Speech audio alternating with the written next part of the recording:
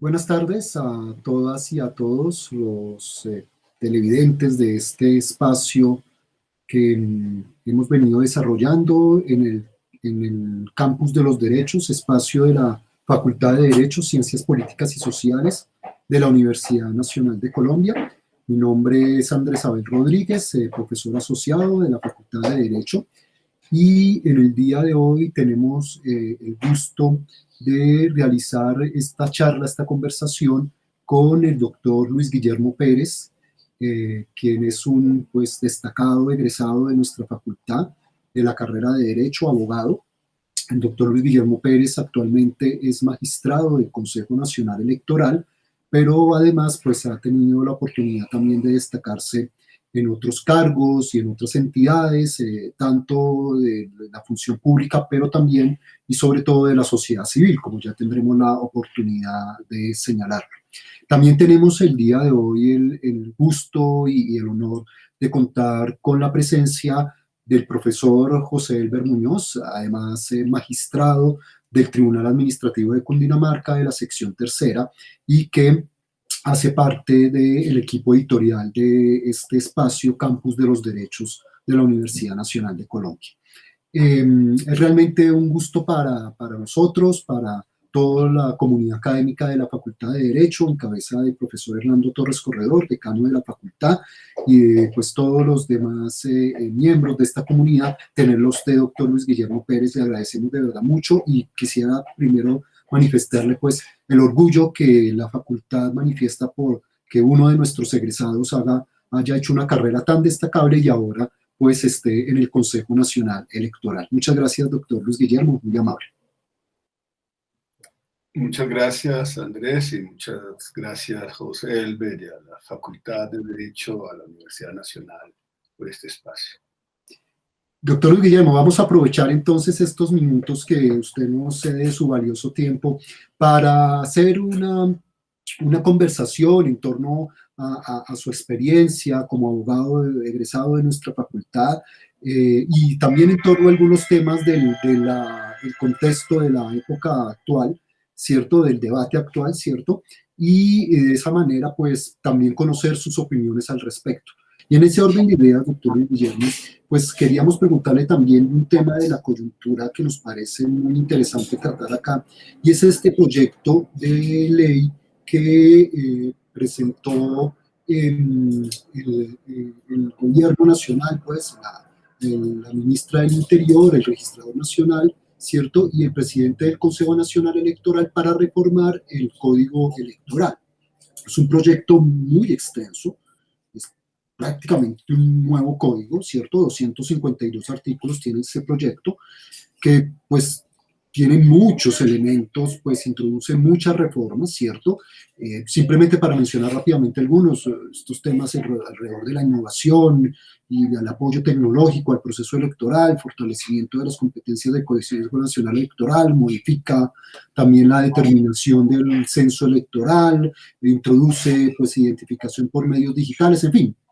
De hecho, los temas a través de los cuales el gobierno y algún sector de la opinión pública pues ha defendido el proyecto, pero al mismo tiempo también ha habido un sector importante de la opinión pública y de los líderes políticos del país que se han opuesto de manera muy vehemente y muy directa al proyecto.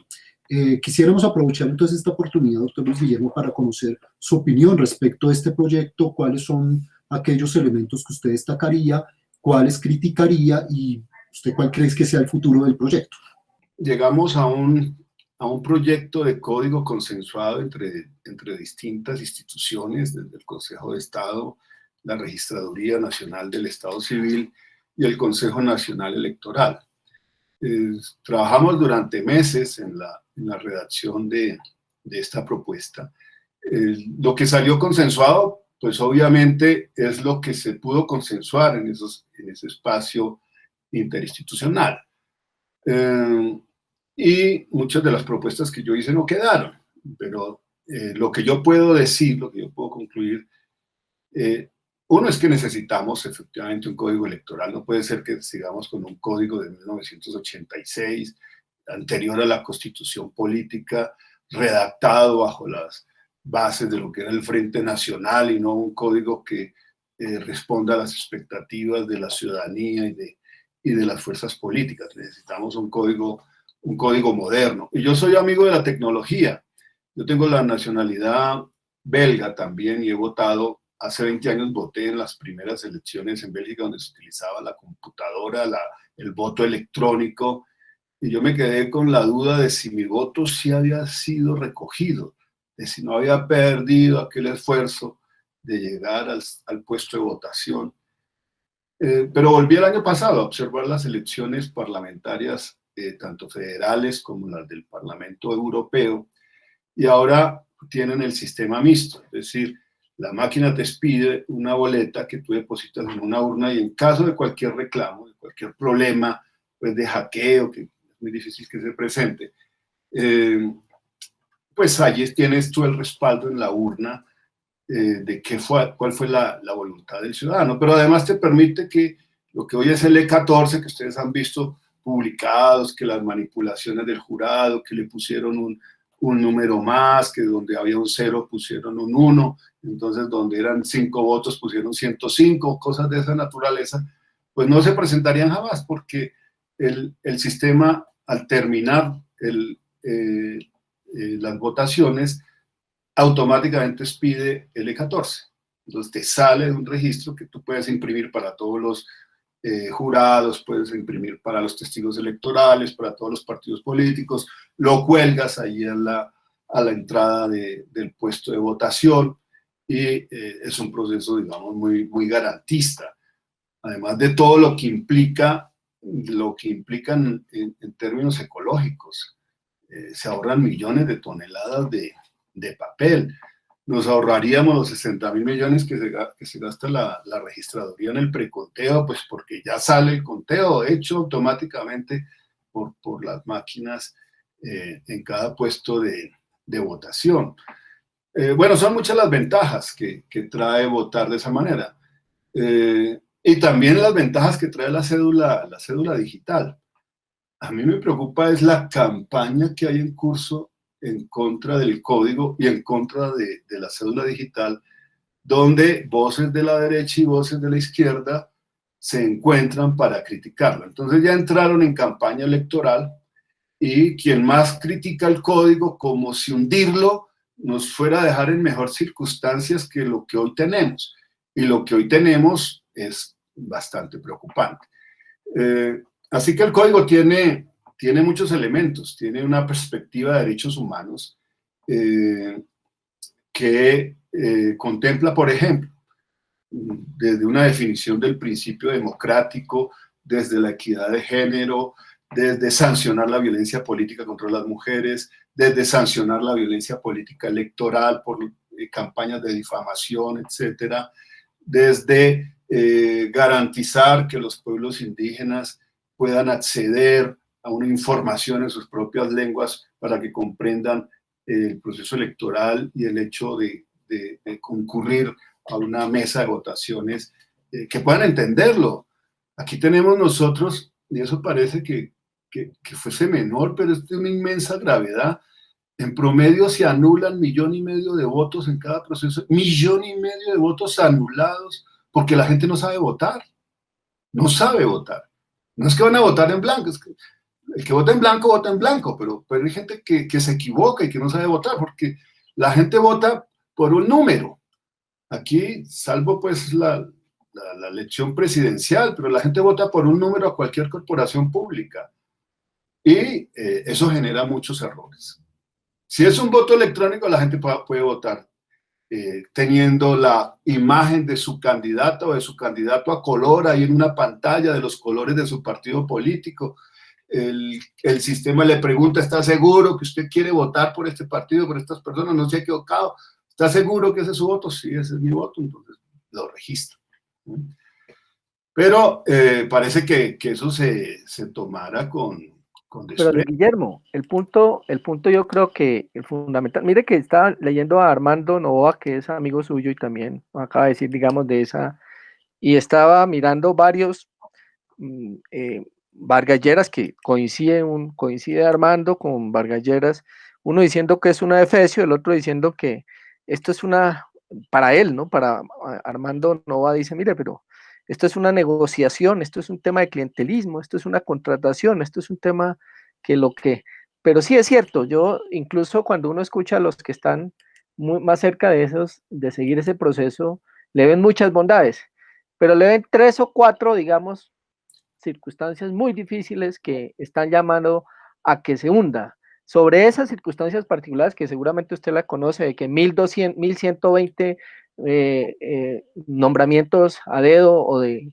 libre nombramiento de los registradores municipales, o de que 4000 cargos pueden quedar en manos del registrador, digamos, cómo darle un poquito de confianza para que la organización electoral y particularmente este código también le genere eso que todos queremos, una democracia limpia, una democracia transparente, una democracia, digamos, muy efectiva, con instituciones fuertes. Esa es un poco también lo que un poco uno ve que está pasando. Digamos, eso es cierto, pero pues está pasando otra cosa que parece que no sé si existe o no existe, pero pues ahí está también el debate.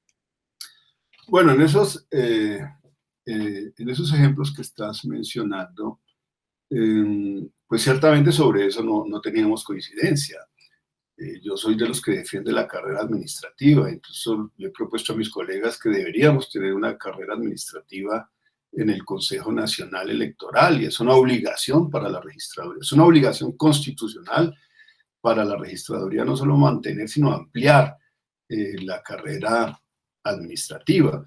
Y está pues la labor del Congreso de corregir lo que no está bien, y está la labor de la Corte Constitucional, que por ser una ley estatutaria, pues hará respetar la Constitución política. Digamos, esos son elementos para que la ciudadanía pudiese estar tranquila en términos del alcance de esa reforma.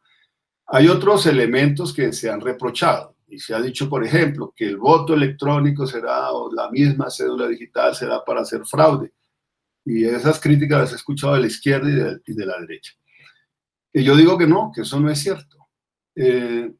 Brasil, yo asistí a esas elecciones donde fue ganador Bolsonaro. Votan 130 millones de personas de 149 millones de personas que pueden votar en Brasil.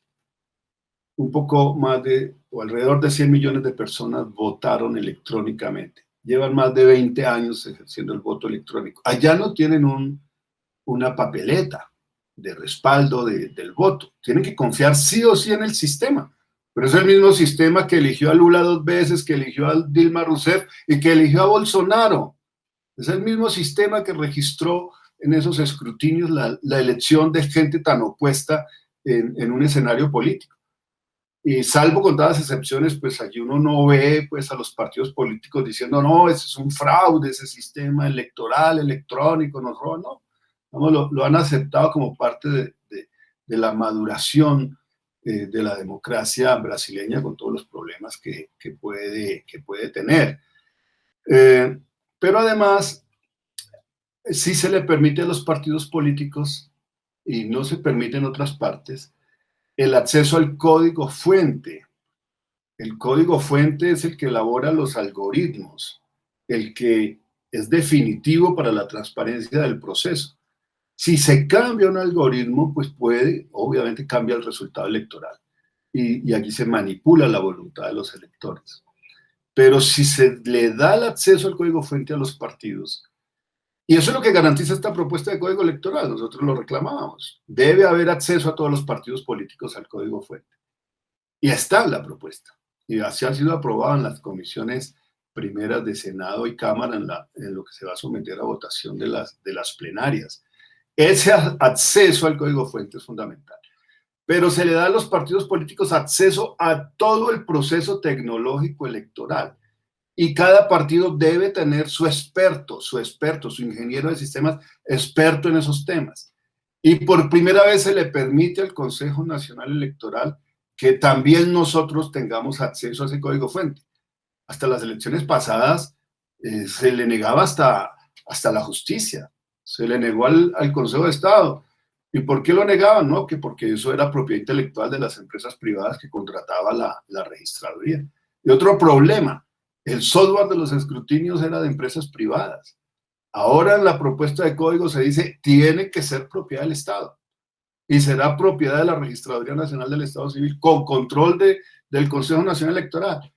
Puede que las minorías y en particular la oposición estén mal representadas en ese consejo, porque solo un magistrado de 9 con derecho a voz y voto pues parece demasiado limitado, y eso dependerá pues de los cambios que la democracia imponga, si se respetan realmente los resultados electorales.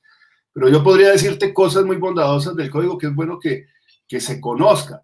Entonces aquí se le facilitará a las personas que tienen discapacidad, ¿sí?, que no pueden acudir o con muchísimas limitaciones podrían acudir a un puesto de votación para decirles, mire, si ustedes demuestran con una historia clínica que tienen esos problemas, pues se creará un puesto de votación móvil que irá a su casa y le registrará su voto. Pero también se establece el transporte gratuito el transporte público gratuito el día de las elecciones para que la gente se pueda movilizar sin problemas en todo el país a votar. Entonces son muchas las bondades, pero pues viene todo el tema de cuestionamiento de la contratación. Pues la contratación ha sido igual hace años. Digamos, son problemas que hay que resolver. Si los queremos resolver todos al tiempo, en un estado perfecto, pues terminamos haciendo nada.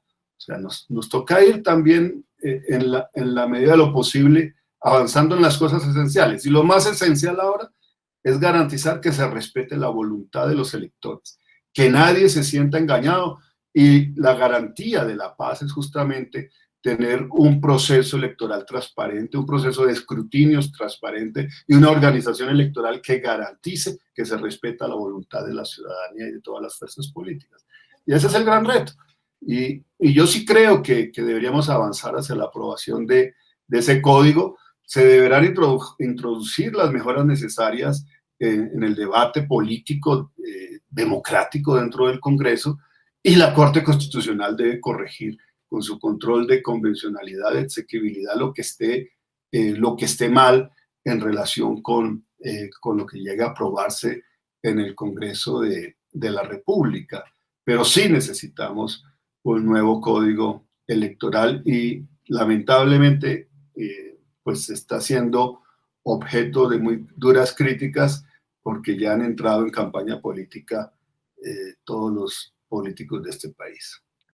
La última pregunta que quisiéramos hacerle, doctor Luis Guillermo, agradeciéndole desde ya por su tiempo y por sus comentarios y sus reflexiones, es la siguiente. Nosotros en el espacio Campus de los Derechos hemos siempre tratado de preguntarle a nuestros invitados, que son todos egresados de la Facultad de Derecho de la Universidad Nacional de Colombia, ¿cuál es esa característica que usted destacaría como egresado de la universidad, de los egresados de la Facultad de Derecho? ¿Cuál es esa cualidad, cuál es esa característica que usted mismo y en su experiencia quisiera pues resaltar de los egresados de la Facultad de Derecho, Ciencias Políticas y Sociales, y particularmente pues de la carrera de Derecho, ya que estamos aquí hablando entre abogados?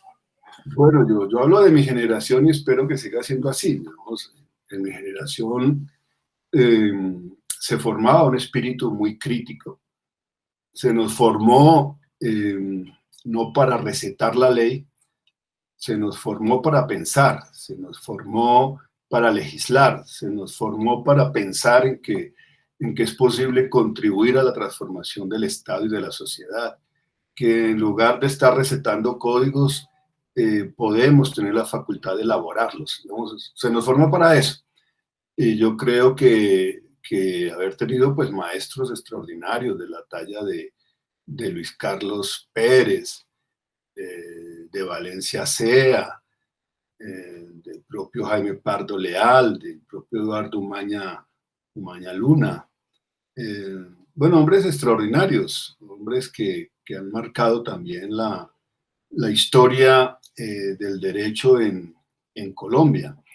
Entonces hay un legado, digamos, hay otra connotación que es la de estudiar en una universidad pública, el hacer parte de una de las instituciones más importantes del país y y dentro de un ambiente de libertades que no es tan usual poder contar. Y creo que es la Universidad Nacional y que la Facultad de Derecho pues sigue produciendo este pensamiento crítico. Tiene profesores nuevas generaciones de profesores muy valiosos, de gente que le aporta mucho también a comprender que un espíritu crítico es necesario en una sociedad democrática, que no nos enseñen a obedecer, sino que nos enseñen a transformar. Yo creo que eso hace parte de la educación pública y yo destaco esta labor por parte de la Facultad de Derecho de la Universidad Nacional.